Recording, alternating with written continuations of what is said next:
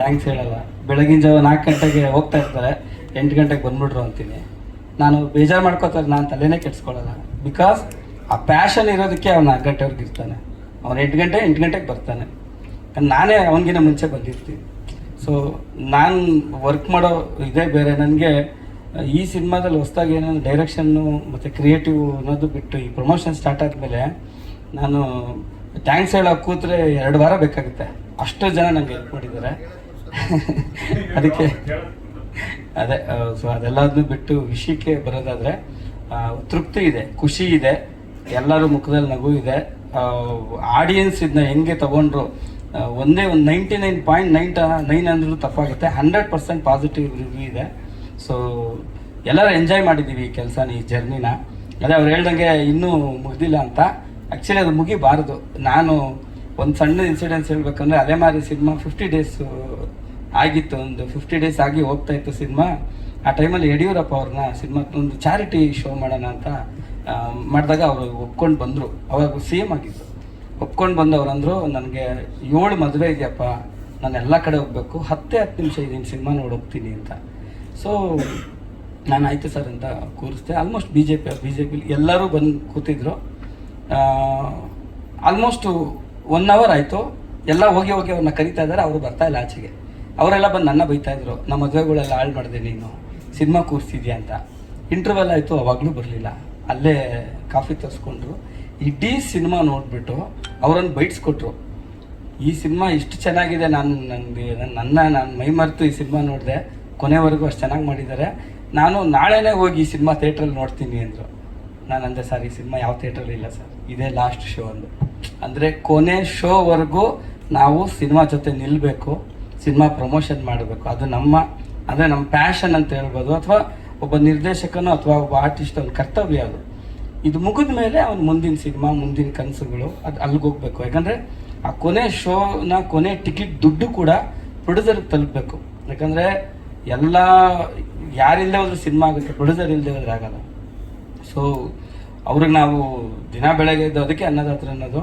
ಆಮೇಲೆ ನಾನು ಕಲ್ಲೂರು ಸರ್ ಹೇಳ್ತಾಯಿದ್ರು, ಯಾವಾಗ ಬರ್ತಾ ಇದ್ದ ಅದು ಇದು ಅಂತ. ನಂದು ಒಂದೇ ಈ ಸಿನಿಮಾ ಮಾಡೋಕ್ಕೆ ಇಂಟೆನ್ಷನ್ ಇದ್ದಿದ್ದು, ನಮಗೆ ಏನು ಕೆಲಸ ಬರುತ್ತೆ ಅದನ್ನು ಮಾತ್ರ ನಾವು ಮಾಡಬೇಕು ಅಂತ. ಸೊ ನಾವು ಒಳ್ಳೆ ಸ್ಕ್ರಿಪ್ಟ್ ಬರಿತೀವಿ, ಮೇಕಿಂಗ್ ಮಾಡ್ತೀವಿ, ಅದು ನೀವುಗಳೆಲ್ಲ ನೋಡ್ಕೊಂಡು ಬಂದಿದ್ದೀರಾ. ಬಟ್ ಈ ಸಿನಿಮಾನ ಫಿಸಿಕಲಾಗಿ ಪಬ್ಲಿಸಿಟಿ ಮಾಡಬೇಕು, ಊರು ತಲುಪಿಸ್ಬೇಕು. ಅದಕ್ಕೆ ಒಬ್ಬ ಒಳ್ಳೆ ಮನುಷ್ಯ ಅಂದರೆ ಪ್ಯಾಷನ್ ಇರೋದು ಬೇಕಾಗಿತ್ತು. ಆ ಪ್ಯಾಷನ್ ನನಗೆ ಇವರಲ್ಲಿ ಕಾಣಿಸ್ತು. ಅದಕ್ಕೆ ನಾನು ಕೊನೆಯದಾಗಿ ಹೇಳಿ, ದುಡ್ಡು ಹಾಕ್ದಾರೆ ಪರವಾಗಿಲ್ಲ ಸರ್, ಜೊತೆಗೆ ಬನ್ನಿ ಅಂತ. ಪಾಪ ದುಡ್ಡನ್ನು ಹಾಕಿ ನಮ್ಮ ಜೊತೆಗೆ ನಿಂತು ಮುಂದಕ್ಕೆ ಇನ್ನೂ ಒಂದಷ್ಟು ವರ್ಷಗಳು ನಾವು ಜರ್ನಿ ಮಾಡೋ ಥರ ಆಗಿದೆ. ಸೊ ಎಲ್ಲ ಒಂದು ನಾನೇನು ನಂಬ್ತೀನಿ ಅಂದರೆ, ಈಗ ನಾವುಗಳು ಮನುಷ್ಯ ಗುಟ್ಟಕ್ಕೆ ನಾವು ಅಣುವಾಗಿ ಎಷ್ಟು ಫೈಟ್ ಮಾಡಿ ನಾವು ಹುಟ್ಟಿದ್ದೀವಲ್ವ, ಹಾಗೆ ಎಲ್ಲ ಕಥೆಗಳು ಫೈಟ್ ಮಾಡ್ತಾ ಇರ್ತವೆ. ನಮ್ಮೊಳಗೆ ಇರೋ 1000 ಕಥೆಗಳು ಫೈಟ್ ಮಾಡಿ, ನಾನು ಸಿನಿಮಾ ಮಾಡಬೇಕು, ನನ್ನ ಕತೆ ಸಿನಿಮಾ ಮಾಡು ಅಂತ. ಅಂದರೆ ಈ ಕತೆಗೆ ಅಷ್ಟು ಪವರ್ ಇತ್ತು. ಅದು ಇವತ್ತು ಹೊರಗಡೆ ಬಂದು ಅದಕ್ಕೆ ಏನು ಬೇಕೋ ಎಲ್ಲ ತಗೊಂಡು ಅದು ಸಿನಿಮಾ ಆಗಿ ಗೆದ್ದಿದೆ. ಸೊ ಇದು ಒಂದು ಸಾರ್ಥಕತೆ ಅಂತ ಹೇಳ್ಬೋದು. ಆಮೇಲೆ ಸಣ್ಣ ಡಿಫ್ರೆನ್ಸ್ ನನಗೆ ಗೊತ್ತಾಗ್ತಿದೆ. ಈ ಅಂದರೆ ನಾವುಗಳು ಈ ಸ್ಟ್ರೀಟ್ ಪಬ್ಲಿಸಿಟಿ ಮಾಡ್ತಿದ್ವಲ್ಲ, ಆ ಟೈಮ್ಗೂ ಈಗ ಡಿಜಿಟಲ್ ಅಂತ ಏನು ಒಂದು ಎರಾ ಬಂದಿದ್ದಾರೆ ಈ ಟೈಮ್ಗೂ. ಅವಾಗ ಏನಂತಂದರೆ ಜನಗಳು ತುಂಬ ಮಾತಾಡೋರು, ಒಬ್ರಿಗೊಬ್ರು ಮಾತಾಡೋರು. ಟೀ ಅಂಗಡಿ ಹತ್ರ ಕಾಫಿ ಕುಡಿಬೇಕಾದ್ರೆ, ಕಾಲೇಜಲ್ಲಿ, ಬಸ್ಸಲ್ಲಿ ಮಾತಾಡ್ತಿದ್ದು ಒಂದೇ ಟಾಪಿಕ್ ಏನಂದರೆ, ಯಾವ ಸಿನಿಮಾ ನೋಡಿದೆ, ಕಂಗ್ರ್ಯಾಚುಲೇಷನ್ ಬರೋದು, ಚೆನ್ನಾಗಿದೆಯೋ ಇಲ್ವೋ, ಯಾರು ಹೀರೋಯಿನು, ಹೊಸಬ ಬಂದಾನೆ, ಈ ಡಿಸ್ಕಷನ್ ಆಗ್ತಾಯಿತ್ತು. ಈಗೇನಾಗಿದೆ, ಎಲ್ಲ ಡಿಸ್ಕಷನ್ನು ಡಿಜಿಟಲಲ್ಲಿ ಆಗ್ತಾಯಿದೆ, ಕಮೆಂಟ್ ಬಾಕ್ಸಲ್ಲಿ ಆಗ್ತಾಯಿದೆ. ಸೊ ಅದೆಲ್ಲ ನಮ್ಮ ಕಲ್ಚರ್. ಪೋಸ್ಟ್ ಹಾಕೋದಾಗಲಿ ತಲುಪಿಸೋದಾಗಲಿ ಅದು ನಮ್ಮ ಧರ್ಮ. ಏನಂದರೆ ಸಿನಿಮಾ ನೋಡಿ ಹೊರಗಡೆ ಹೋದವರು ಆ ಸಿನಿಮಾ ಬಗ್ಗೆ ಮಾತಾಡಬೇಕು. ಸಿನಿಮಾ ಚೆನ್ನಾಗಿದೆಯೋ ಇಲ್ವೋ ನೋಡಬೇಡ. ಆಮೇಲೆ ಎಲ್ಲರದು ಅವ್ರವ್ರ ಪಾಯಿಂಟ್ ಆಫ್ ವ್ಯೂ ಇರುತ್ತೆ. ನಮ್ಮ ಸಿನಿಮಾ ನೋಡಿದವ್ರು 99% ಅಥವಾ 100% ಎಲ್ಲ ಪಾಸಿಟಿವ್ ರಿವ್ಯೂ ಕೊಟ್ಟಿದ್ದಾರೆ. ಹೊರಗಡೆ ಜನಗಳು ಈ ಸಿನಿಮಾ ಚೆನ್ನಾಗಿದೆ ಅಂದ ತಕ್ಷಣ ಅದಕ್ಕೆ ಅಗ್ರೆಸಿವ್ ಆಗಿ ಮುಂದೆ ಬರಬೇಕು ಅಂತ ಕೇಳ್ಕೊತೀನಿ. ಬರ್ತಾ ಇದ್ದಾರೆ. ಆಮೇಲೆ ನಮಗೆ ಒಂದಷ್ಟು ಇನ್ಫಾರ್ಮೇಷನ್ ಇರಲಿಲ್ಲ. ಇವಾಗೆಲ್ಲ ಎಕ್ಸಾಮ್ಸ್ ನಡೀತಾ ಇದೆ. ಆಲ್ಮೋಸ್ಟ್ ಇನ್ನೊಂದು 2-3 ದಿನದಲ್ಲಿ ಮುಗಿದೋಗುತ್ತೆ ಎಕ್ಸಾಮ್ಸ್ ಎಲ್ಲ. ಸೊ ಅದಾಗುತ್ತೆ ಅಂತ ನಮ್ಮ ಡಿಸ್ಟ್ರಿಬ್ಯೂಟ್ರು ಹೇಳಿದ್ದಾರೆ, ಪಾಸಿಟಿವ್ ಆಗಿದ್ದಾರೆ. ಈಗ ಓವರ್ ಆಲ್ ಕರ್ನಾಟಕದಲ್ಲಿ ಒಂದು 25 ಸೆಂಟರ್ಸಲ್ಲಿ ಇದೆ. ಅದೇ ಅವ್ರು ಮಾತಾಡ್ತಾರೆ, ನೆಕ್ಸ್ಟ್ ಕರೀತಾರೆ ಅವ್ರ ಹತ್ರ ನೀವು ಮಾತಾಡಿ. ಸೊ ಅಷ್ಟೇ. ನಾವು ಇಲ್ಲ, ಆ್ಯಕ್ಚುಲಿ ನಾವು ಬಿಫೋರೇ ಟ್ರಾವೆಲ್ ಮಾಡಿ ಬಂದಿದ್ವಿ. 24 ಡಿಸ್ಟಿಕ್ಕಿಗೆ ಹೋಗಿದ್ದೀವಿ. ಸೊ ಈಗೇನಂತಂದರೆ ಬೆಂಗಳೂರಲ್ಲೇ ಇದ್ದು ಇಲ್ಲಿಂದನೇ ಡಿಜಿಟಲ್ ಮುಖಾಂತರ ಅವ್ರಿಗೆಲ್ಲ ನಾವು ಚಿಕ್ಕ ಚಿಕ್ಕ ಕಂಟೆಂಟ್ನ ತಲುಪಿಸ್ತಾ ಇದ್ದೀವಿ ಅಷ್ಟೇ. ಸೊ ಅದೇ ತುಂಬ ಜನರ ಹೆಸರು ನನ್ನ ಎಕ್ಸಾಂಪಲ್ ಅದೇ ಸಾರ್ ಎಲ್ಲರ ಹೆಸರು ಹೇಳ್ಬಿಟ್ಟಿದ್ದಾರೆ, ನಾನು ಇನ್ನು ಯಾರ ಹೆಸರು ಹೇಳೋ ಅವಶ್ಯಕತೆ ಇಲ್ಲ. ಆಮೇಲೆ ಅದು ಜಮೀರ್ ಸರ್ ನೋಡ್ತೀನಿ ಅಂತ ಹೇಳಿದ್ದಾರೆ. ಆ್ಯಕ್ಚುಲಿ ಸಿನಿಮಾ ಸ್ಪೆಷಲ್ ಸ್ಕ್ರೀನಿಂಗ್ ಮಾಡ್ಬೇಕಾದ್ರೆ ಕರೆದಿದ್ವಿ, ಡೆಲ್ಲಿಲಿದ್ದೀನಿ ಬಂದು ನೋಡ್ತೀನಿ ಅಂತ ಹೇಳಿದರು. ಇನ್ಮೇಲೆ ಅಪ್ರೋಚ್ ಮಾಡಿ, ಯಾಕಂದ್ರೆ ಈಗ ಸ್ವಲ್ಪ ಫ್ರೀಯಾಗಿ ಇರ್ತಾರೆ ಅನ್ಸುತ್ತೆ, ಮೇ ಬಿ ಕರೆದು ತೋರಿಸ್ಬೇಕು ಅಂತಿದ್ವಿ. ಸರ್ ಈ ಹೇಳಿದ್ನಲ್ಲ ಸರ್, ಕೊನೆ ಶೋವರೆಗೂ ಕಂಗ್ರ್ಯಾಚುಲೇಷನ್ ಬ್ರದರ್ಗೆ ಹೋರಾಟ. ಆಮೇಲೆ ಸರ್ ಸ್ಕ್ರಿಪ್ಟು ನಮ್ಮ ಹತ್ರ ಆಲ್ರೆಡಿ ಇದೆ ಸರ್. ಸ್ಕ್ರಿಪ್ಟು ಪಾರ್ಟ್ 2 ಅಂತ ಏನು ಮಾಡಿಲ್ಲ, ಇದಾದ್ಮೇಲೆ ಏನು ಮಾಡ್ಬೇಕಂತೆಲ್ಲ ನಾವು ಪ್ರಿಪೇರ್ ಮಾಡಿ. ಇಲ್ಲ ಸರ್, ನಮ್ಮ ಮನೆ ಇವಾಗ ಅವ್ರ ಆಫೀಸ್ ಆಗಿದೆ. ನಾವು ಅವಾಗಲ್ಲ ಅವ್ರನ್ನ ಕರ್ಸ್ಕೊಳ್ಳೋದಿಲ್ಲ. ಇಲ್ಲ ಸರ್, ಏನಂದರೆ ನಮಗೇನು ಖುಷಿ ಕೊಡುತ್ತಲ್ಲ ಆ ಕೆಲಸ ನಮ್ಗೆ ಯಾವತ್ತೂ ಸ್ಟ್ರೈನ್ ಮಾಡಲ್ಲ ನಾವು. ಅದೇ ಇವ್ರುಗಳೇ ತಗೊಳ್ಳಿ, ಒಂದು 17 ದಿವಸ ಜರ್ನಿ ಮಾಡಿದ್ದಾರೆ, ಯಾರೋ ಒಂದು ದಿವಸ ಮೈ ಕೈ ನೋವು ಅಂತ ಯಾರೂ ರೆಸ್ಟ್ ಮಾಡಿಲ್ಲ. ನಾವೆಲ್ಲರೂ ಕೆಲಸ ಎಂಜಾಯ್ ಮಾಡ್ತೀವಿ, ಇನ್ಕ್ಲೂಡಿಂಗ್ ಪ್ರತಾಪ್, ನಮ್ಮ ರಕ್ಷಿತ್ ಎಲ್ಲರೂ. ಸರ್ ಅದು ಸಂದರ್ಭಗಳು ಏನಾಗ್ಬಿಡುತ್ತೆ ಸರ್, ನಾಳೆ ಬೆಳಗ್ಗೆ ನಾವಲ್ಲಿ ರೀಚ್ ಆಗಲೇಬೇಕು ಅಂದರೆ ಅವ್ರಿಗೆ ಎಕ್ಸ್ಕ್ಯೂಸ್ ಕೇಳೋಕ್ಕಾಗಲ್ಲ ಸರ್.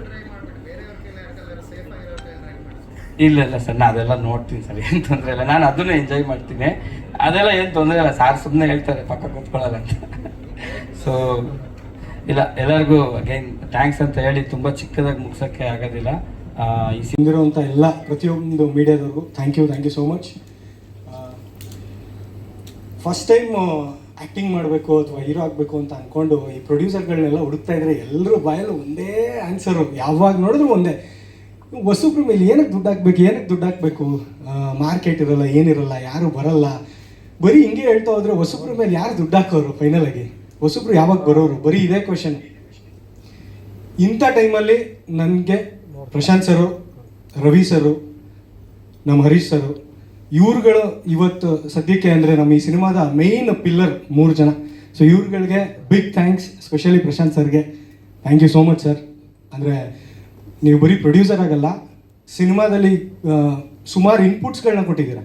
ಅಂದರೆ ಕ್ರಿಯೇಟಿವ್ ವೈಸು ಅಥವಾ ಪ್ರೊಡಕ್ಷನ್ ವೈಸು ಏನೇನು ಮಾಡ್ಬೋದು, ಏನೇನು ಮಾಡಿದ್ರೆ ಸರಿ ಹೋಗುತ್ತೆ ಅಂತ. ಸೊ ಅಷ್ಟೊಂದು ಇನ್ವಾಲ್ವ್ಮೆಂಟು ನಿಮ್ಮ ಕಡೆಯಿಂದ ಬಂದಿರೋದಕ್ಕೆ ಥ್ಯಾಂಕ್ ಯು. ಇನ್ನಷ್ಟು ಸಿನಿಮಾಗಳು ಮಾಡಿ, ಇನ್ನಷ್ಟು ಹೊಸಬ್ರನ್ನ ಬೆಳೆಸಿ. ನಂಗೆ ತುಂಬಾ ಖುಷಿ ಆಗುತ್ತೆ ಅಂತ, ಯಾಕಂದರೆ ಏನೋ ಒಂದು ಗ್ರ್ಯಾಂಡ್ ಅಥವಾ ಹ್ಯಾಪಿ ಆಗಿರೋ ಇವೆಂಟ್ ಶುರುವಾಗ್ತಾ ಇದೆ ಅನ್ನೋ ಒಂದು ಫೀಲಿಂಗ್ ಬರುತ್ತೆ. ಆ್ಯಂಡ್ ಈಗ ನೋಡಿ ಸಕ್ಸಸ್ ಮೀಟಲ್ಲಿ ಭೇಟಿ ಆಗ್ತಾ ಇದ್ದೀವಿ. So thank you so much support ಮಾಡಿದ್ದಕ್ಕೆ. ನಂಗೆ ನಿಜವಾಗ್ಲೂ ನಂಬೋದಕ್ಕೆ ಆಗ್ತಾ ಇಲ್ಲ, ಯಾಕಂದರೆ ಈ ಒಂದು ಪಯಣ ಎಂಡ್ ಆಗ್ತಾ ಇದೆ ಅಂತ ನಿಜವಾಗ್ಲೂ ನಂಬೋಕ್ಕಾಗ್ತಾ ಇಲ್ಲ. ಸೊ ಮೊದಲನೇದಾಗಿ Santhu sir, Prathap sir, Prashanth sir, ಮತ್ತು Harish sir and news first ಅವ್ರಿಗೆ ಥ್ಯಾಂಕ್ ಯು ಹೇಳೋಕ್ಕೆ ಇಷ್ಟಪಡ್ತೀನಿ. ನೀವೆಲ್ಲರೂ ಪಿಲ್ಲರ್ಸ್ ಥರ ಇದ್ರಿ ಇಡೀ ಜರ್ನಿಯಲ್ಲಿ. ಆ್ಯಂಡ್ ನೀವು ನಮಗೆ ಜೀವನ ಪೂರ್ತಿ ನೆನ್ಪಿಟ್ಕೊಳ್ಳೋ ಅಷ್ಟು ಒಂದು ಒಳ್ಳೆಯ ಅವಕಾಶ ಕೊಟ್ಟಿದ್ದೀರಾ. ನಾವು ನಿಮಗೆ ಮರೆಯೋಕ್ಕಾಗದೇ ಇರೋಷ್ಟು ಟಾರ್ಚರ್ ಕೊಟ್ಟಿದ್ದೀವಿ ಅನ್ಸುತ್ತೆ.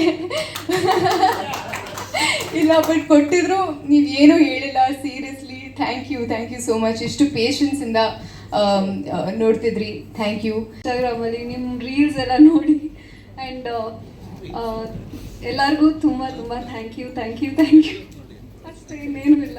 And Santosh sir big fan sir. Director sir ಬಗ್ಗೆ ಮಾತಾಡಲ್ವಾ? ಪ್ರೊಡ್ಯೂಸರ್ ಸರ್ ಬಗ್ಗೆ ಮಾತಾಡಲ್ವಾ? ಹೀರೋ ಸರ್ ಬಗ್ಗೆ ಮಾತಾಡಲ್ವಾ? ಸರ್ ಗೊತ್ತಲ್ವಾ ನನ್ನ ಮನಸ್ಸಲ್ಲಿ ಏನಿದೆ ಅಂತ. ಮೈಕಲ್ಲಿ ಹೇಳೋ ಅವಶ್ಯಕತೆ ಇಲ್ಲ. ಮೆಸೇಜ್ ಆಗಿದೆ ಮೈಕಲ್.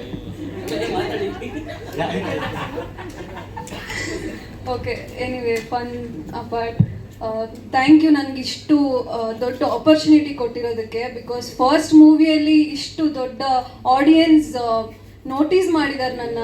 ಸೊ ತುಂಬ ಖುಷಿ ಆಗುತ್ತೆ. ಅವರೆಲ್ಲ ಸಿರಿ ಅಂತ ನೋಟಿಸ್ ಮಾಡ್ತಾರೆ, ನನ್ನ ಸಿರಿ ಅಂತ ಕರೀತಾರೆ. ಸೊ ಅದೆಲ್ಲ ತುಂಬ ಖುಷಿ ಆಗುತ್ತೆ. Thank you sir, thank you so much. ಇಷ್ಟಪಡ್ತಿದ್ದಾರೆ ಹೀರೋನ ಅಂತ. ಮತ್ತೆ ಖುಷಿ ಆಗೋದೇನಂದ್ರೆ, ಇಂಥ ನಾವು ತುಂಬ ಜನಕ್ಕೆ ಸಿನಿಮಾ ಜೊತೆಗೆ ಜಾಸ್ತಿ ತಲುಪೋದೇ ಕಲಾವಿದರು. ಈ ಸಿನಿಮಾ ಮಾಡಿ ಇನ್ನೂ ಕರ್ನಾಟಕದ ಹೆಚ್ಚಿನ ಜನಕ್ಕೆ ಈ ಸಿನಿಮಾದಿಂದ ನಾವೆಲ್ಲ ತಲುಪಿದೀವಿ, ಜೊತೆಗೆ ನಾನು ತಲುಪಿದ್ದೀನಿ. ಫಸ್ಟ್ ಸೀನೇ ಆ ಬ್ಯಾಂಕ್ ಸೀನ್ ಕೊಟ್ಟಂತ ನಮ್ಮ ನಿರ್ದೇಶಕರಿಗೆ ತುಂಬಾ ಥ್ಯಾಂಕ್ಸ್ ಹೇಳಕ್ ಇಷ್ಟಪಡ್ತೀನಿ. ಆ ಫಸ್ಟ್ ಸೀನ್ ಅಂತೂ ತುಂಬಾ ವೈರಲ್ ಆಗಿದೆ. ಎಲ್ಲ ಹುಡುಗರು ಅದನ್ನ ಮಾಡ್ಬೇಕು ಅಂತ ಆಸೆ ಪಡ್ತಾ ಇದ್ದಾರೆ. ಎಲ್ಲ ತಮ್ಮ ಬ್ರೇಕಪ್ ಆಗಿರೋ ಗರ್ಲ್ ಫ್ರೆಂಡ್ಸ್ಗೆ ಫಸ್ಟ್ ಸೀನಲ್ಲಿ ಆ ಥರ ನಾನು ಮಾಡಿದ್ರೆ ಚೆನ್ನಾಗಿರುತ್ತೆ ಅಂತ ಒಂದು ಆಲೋಚನೆ ಕೊಟ್ಟಂತ ನಿರ್ದೇಶಕರಿಗೆ ತುಂಬಾ ಥ್ಯಾಂಕ್ಸ್.